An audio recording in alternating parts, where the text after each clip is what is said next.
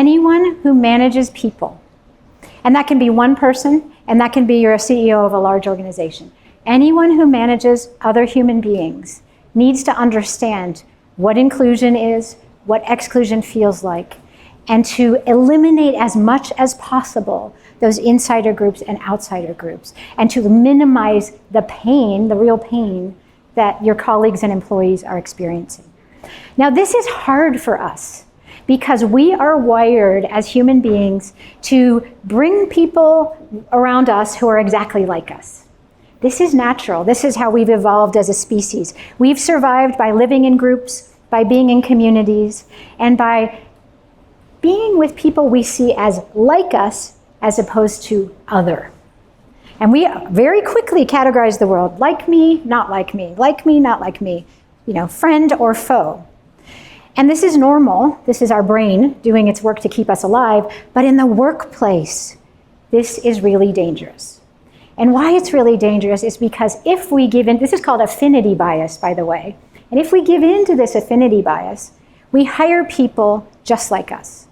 We promote people just like us. We give stretch assignments to the people just like us. And the people who are different from us don't get those opportunities. We don't even listen to them or pay attention to them. Maybe we don't hire them.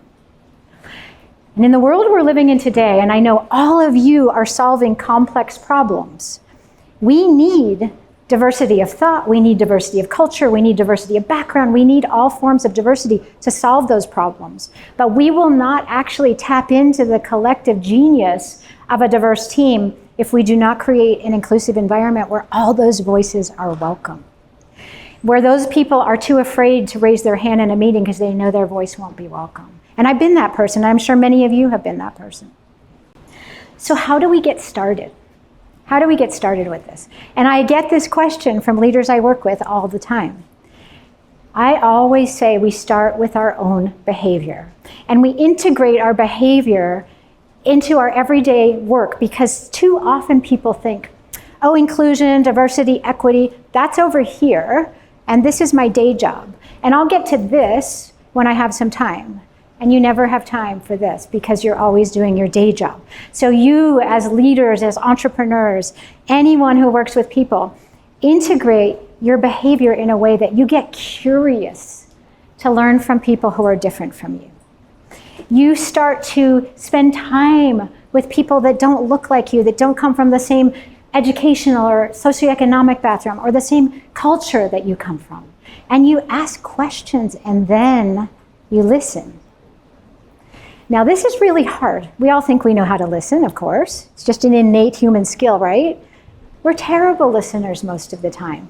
Most of the time we are either distracted by something else or we're preparing what we're going to say next, especially if someone's saying something we disagree with.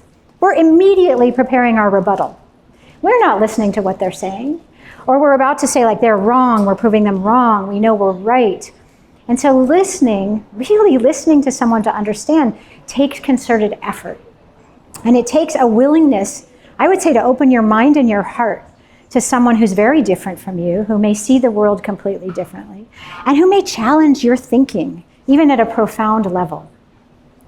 And so I would suggest that as you start to think about, like, how can I spend time with people who are not just like me? How can I ask interested questions and truly listen?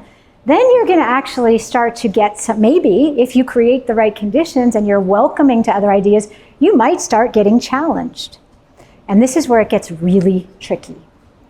When we get challenged as human beings, our brains are very powerful. They are designed to keep us alive.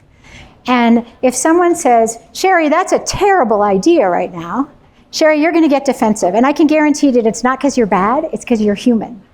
And so what do we do when we get defensive? Well, first of all, our body is going to tell us we're getting defensive.